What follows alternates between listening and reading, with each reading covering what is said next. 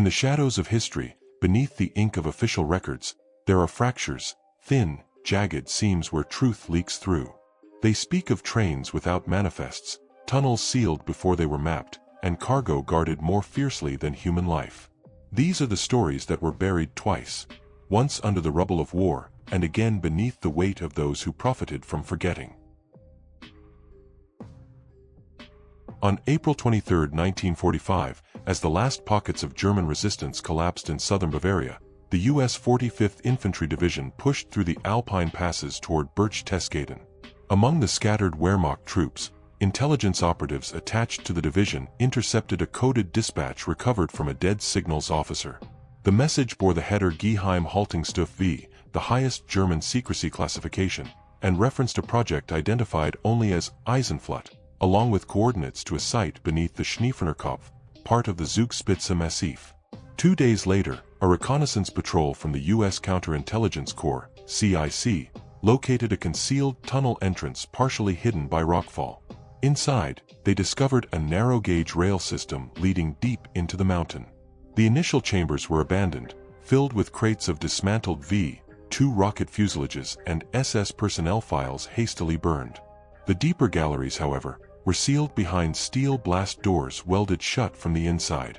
With demolition teams unable to breach the doors in time, the site was catalogued and left under armed guard while higher command decided its fate. But when a joint U.S. British engineering detachment returned in late May, the tunnels were empty. The blast doors had been removed, the tracks stripped, and the most sensitive materials gone. No signs of forced entry were noted, suggesting either a hidden evacuation route or cooperation from within Allied lines. By June 1945, fragmentary reports from OSS operatives in Munich painted a troubling picture.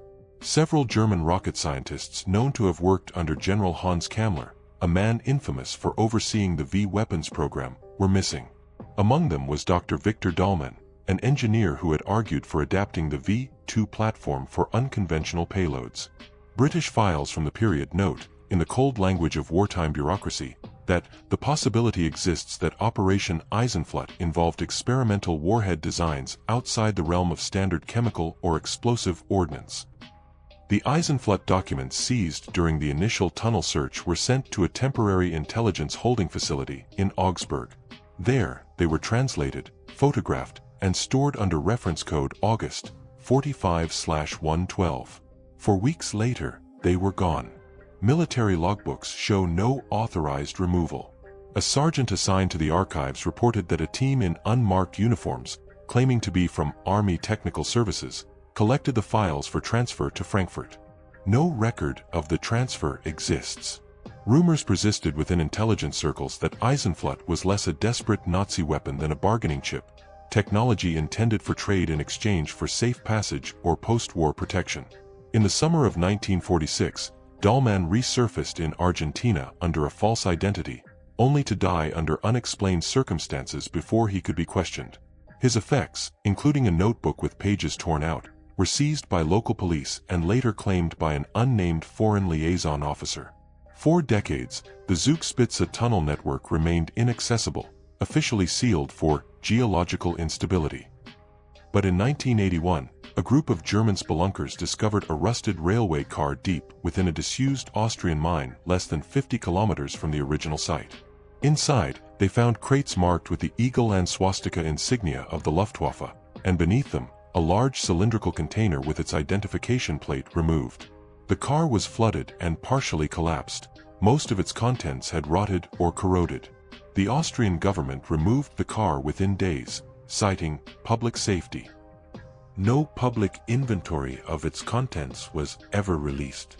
Declassified U.S. Army Europe, USAR, intelligence notes from 1957 reveal an assessment stating that material recovered from redacted in the Tyrol region is to be evaluated for strategic potential and, if applicable, incorporated into Projekt 63 Delta. The redactions cover the exact nature of the recovered item but leave a single unredacted phrase, delivery vehicle integrity consistent with Eisenflut specifications. When German federal archivists petitioned for the release of Allied-held files on Eisenflut in 1998, they were told the documents could not be located in US, UK, or NATO repositories. Even the August 45/112 reference had been purged from microfilm indexes, replaced with a notation, entry void, administrative correction. Today, little remains of the Eisenflut trail. The Zugspitz's lower slopes are popular with hikers, oblivious to the walled-off portals buried under decades of rock and ice. In Berchtesgaden, elderly residents still recall the thunder of explosions echoing from the mountains in April 1945, though official records attribute it to Allied bombing. No public account confirms whether Germany's final weapon ever left the mountain, or whether its design quietly shaped the Cold War arsenal of the very nations that claimed to destroy it. On the night of October 14, 1952, the Soviet 51st Signals Regiment, stationed in the heavily militarized port city of Kaliningrad, intercepted a faint but consistent radio signal emanating from the Norwegian Sea. Initially classified as a routine meteorological transmission, the message carried a distinct triple-pulse preamble, an old Kriegsmarine encryption marker not used since 1945. The signal repeated every 6 hours for 2 days before abruptly going silent. The contents, once decrypted by naval cryptographers, revealed a string of coordinates leading to a position east of the Lofoten archipelago, 140 meters below the surface. The Soviets code-named the intercept Bledny Ek, Pale Echo, and assigned a small naval detachment to investigate. But before they could mobilize, the British Admiralty had already taken notice. Allied listening posts in Scotland had logged the same transmission, and in London's Naval Intelligence Division, an old wartime file was pulled from the vault. Kriegsmarine vessel KMS Falkenort, unaccounted since April 1945. The Falkenort had been a converted Type 14 submarine supply tender, repurposed late in the war for high-security transport missions. According to surviving fragments of its pre-disappearance manifest, it left Kiel on April 5, 1945 under escort of 2 torpedo boats.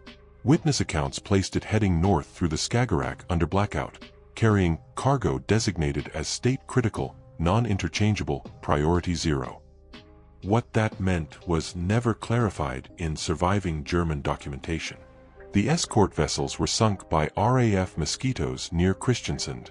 The Falkenort vanished.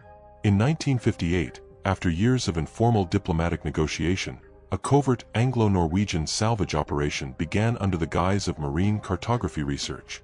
The vessel assigned, the RV Stjomalleren, carried both Royal Navy clearance divers and Norwegian military engineers. They located the wreck on July 4, resting on its starboard side, partially buried in silt. The hull bore no torpedo or mine damage. Instead, the superstructure had been deliberately breached from the inside. Inside the forward cargo bay, divers encountered rows of sealed steel cylinders, each roughly 2 meters long, stenciled with faded Reichsadler markings and serial codes inconsistent with any known Kriegsmarine inventory. 2 of the cylinders had been pried open, their contents removed.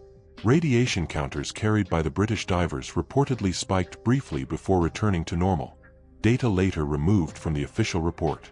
Salvage work halted abruptly after a fatal accident in which a diver's air hose was severed inside the wreck under unexplained circumstances. The death was logged as equipment failure. 2 days later, a Royal Navy frigate arrived and ordered the site secured. All Norwegian personnel were dismissed from the project, their participation covered by signed secrecy agreements. By August 1958, the wreck had been declared an environmental hazard and placed under restricted access. Unconfirmed accounts from Norwegian fisheries inspectors in the 1960s described naval activity at the site, including the lowering of large containment canisters into the water. The last verifiable reference to Bledny Ek appeared in a declassified 1974 Soviet naval memo, noting that the adversary has removed the principal objects and has attempted site sterilization, though residual hazards remain present in the wreckage. The memo recommended permanent avoidance of the area by Soviet trawlers and submarines. In Britain, all documentation related to the 1958 dive was placed under a 99-year classification order, meaning it will remain sealed until at least 2057. Parliamentary questions in the 1980s regarding lost wartime naval cargo were met with the standard reply: no information is available in the public record.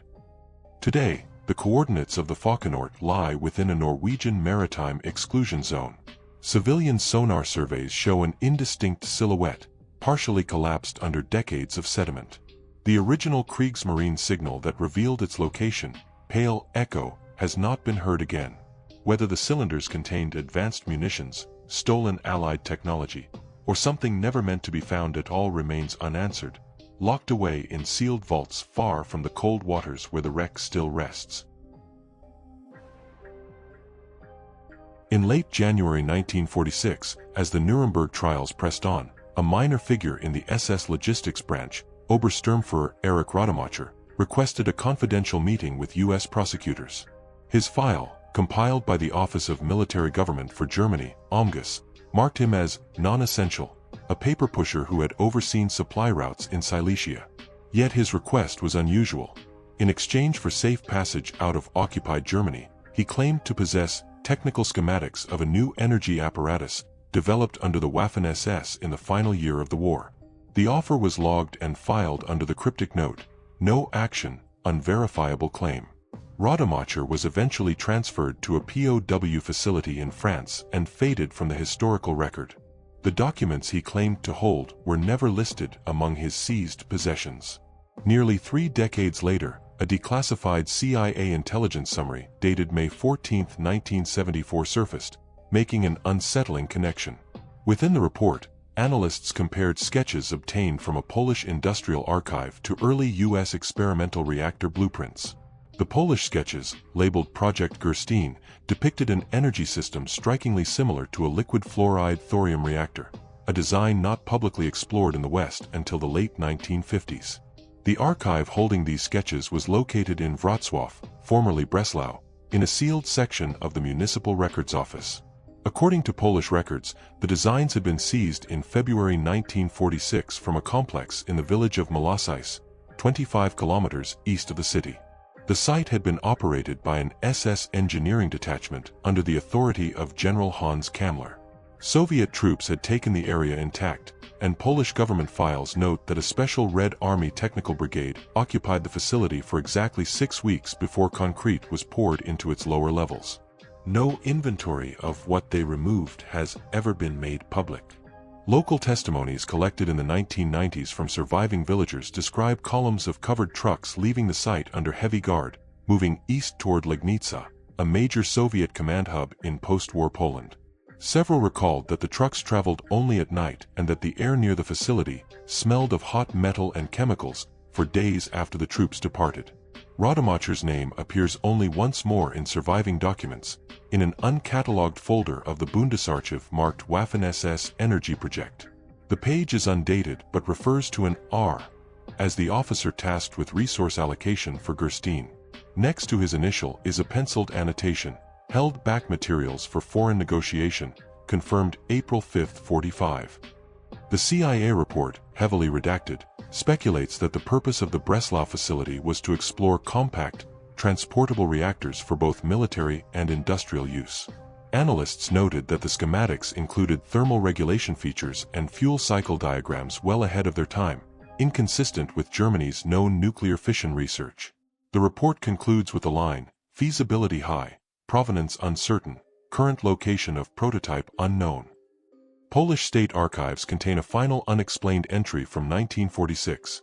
Unit -144 Zambian Kwacha completed sterilization of Silesian installation. Residual heat detected in sublevel for 11 days after closure. The phrase residual heat remains unexplained in surviving debriefs. Today, the former Malasice site is buried under a disused textile warehouse. Attempts by independent historians to access the sealed municipal records have been denied on grounds of archival security, an unusual designation for post-war Polish files. Rademacher's alleged schematics have never surfaced, but the uncanny match between Projekt Gerstein and later Cold War reactor designs has fueled decades of speculation. Whether the SS truly built a functioning thorium reactor under Breslau, or merely intended to, remains uncertain. What is known is that both the Allies and Soviets treated the project as if it had been real and worth concealing. If any prototype survived, it likely disappeared east in those guarded trucks during the first weeks of peace, vanishing into a sealed Soviet program whose records, like Rademacher himself, have never emerged again. On March 11, 1944, RAF reconnaissance aircraft returning from a bombing run over East Prussia photographed an unusual anomaly in a remote forest north of Königsberg. The grainy black and white images showed a vast, symmetrical clearing, its edges cut with precision, its center dominated by a circular structure over 80 meters in diameter. Intelligence officers, unable to match the object to any known German military installation, assigned it the temporary target designation V-49. The plan was to return with bombers when weather and fuel logistics allowed. The bombing never happened. Within weeks, the Eastern Front shifted, and the area fell beyond RAF operational reach. The photographs, catalogued under reference Air/44-319 V-49, were filed away in the Air Ministry's restricted archives. When the Red Army entered Königsberg in April 1945, no mention of the site appeared in Soviet communiques, and Allied aerial reconnaissance, now limited by the onset of the Cold War, showed only dense forest where the clearing had once been.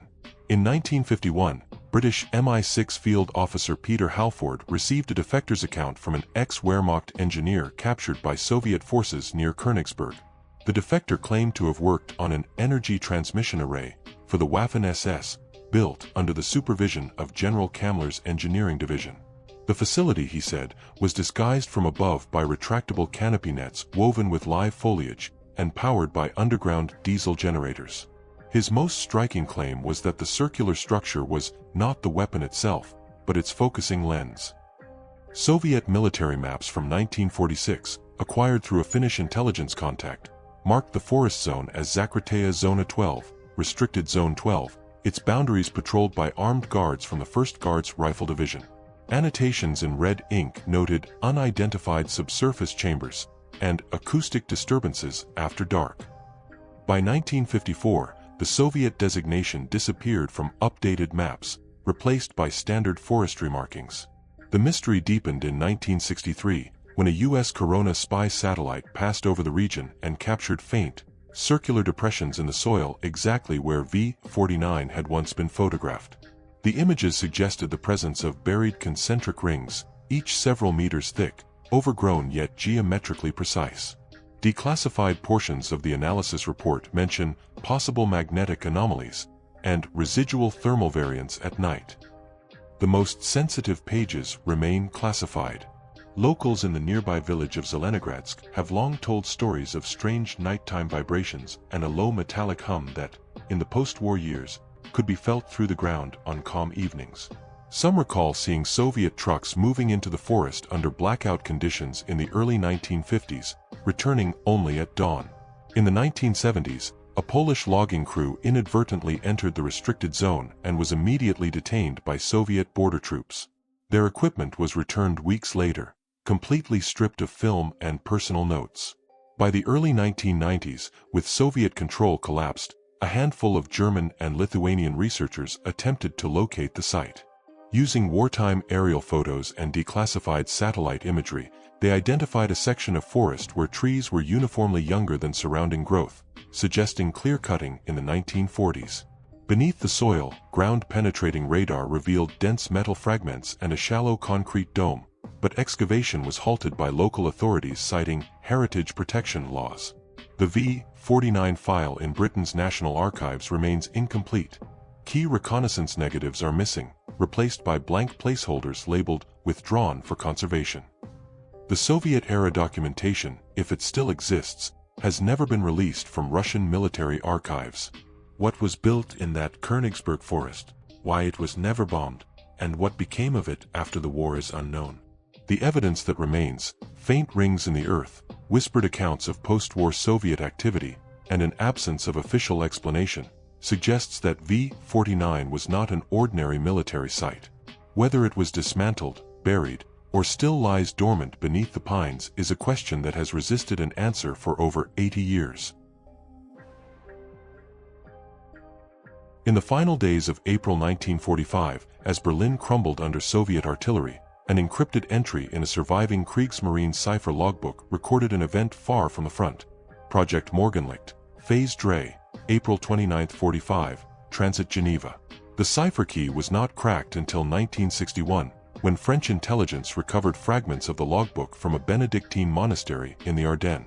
By then, most who could have explained the entry were dead, or had long since vanished. Official wartime records contain no mention of any German military presence in Switzerland during that period. Yet Swiss Federal Railway's timetables from April 1945 show 3 unscheduled night freight runs from Schaffhausen to Locarno, each assigned to emergency transit clearance under diplomatic seal. No customs inspection was performed.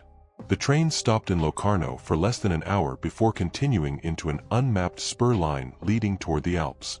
Surviving eyewitnesses, interviewed decades later under anonymity, described black-painted trucks waiting at the secluded freight yard. The drivers wore unmarked uniforms with no rank insignia, their vehicles escorted by men carrying MP-40 submachine guns. The entire transfer was completed in silence, with Swiss military police maintaining a cordon 100 meters from the rail cars. The logbook's entry for Morgenlicht was accompanied by an internal designation, Fractip S/4/0, and a cautionary remark, transit undisturbed, safeguard critical integrity. Allied codebreakers could not match S/4/0 to any known German logistics term. Swiss archival files on the incident are incomplete. In 1957, a formal request by the French STIS intelligence service to access Swiss wartime rail records was denied on grounds of permanent confidentiality. An internal Swiss Federal Council memo, declassified in 2004, hints at the reason.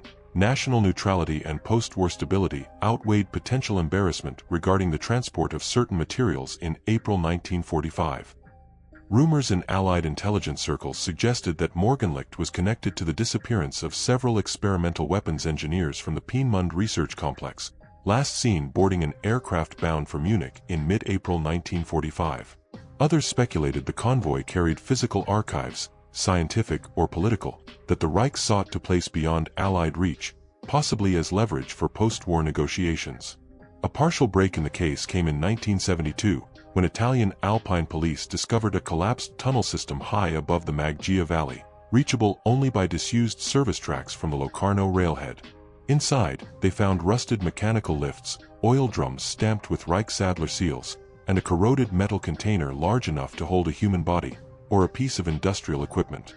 The container was empty, its locking mechanism destroyed by an internal blast. Following the discovery, Swiss authorities quietly expanded restricted zones along the border region, citing avalanche hazard. No further official surveys were permitted. The most tantalizing piece of evidence emerged in 1988, when a retired Swiss railway clerk, Ernst Zeller, gave an off-record interview to a Zurich journalist. Zeller claimed he had seen the original Morgenlicht manifest before it was pulled from the archives. According to his account, the cargo list included sealed alloy containers, identical dimensions, contents unlisted, and a separate category labeled Sicherheitsbehalter für Dokumente, Zugang verboten, security containers for documents, access forbidden. Zeller died in a road accident 3 weeks later. The journalist's notes were never published. Today, the former Locarno freight yard has been redeveloped into a commercial complex, its wartime sidings buried under asphalt. The Maggia Valley Tunnel remains off-limits under cantonal ordinance. The cipher logbook rests in a climate-controlled vault in Paris, its Morgenlicht page the only surviving direct reference to the operation. Whether the convoy carried weapons, scientific knowledge, or political blackmail, its passage through neutral Switzerland remains one of the least documented and most carefully protected movements of the war's chaotic final hours. Its trail disappears into the high Alps, where the tracks end in darkness, and the official record ends with silence. Some truths don't vanish, they are hidden, sealed behind steel doors and political oaths, waiting for the moment someone dares to open them. But in the silence, in the absence of answers, they continue to breathe. And when they surface, it will not be with the sound of revelation, but with the cold echo of something we were never meant to survive.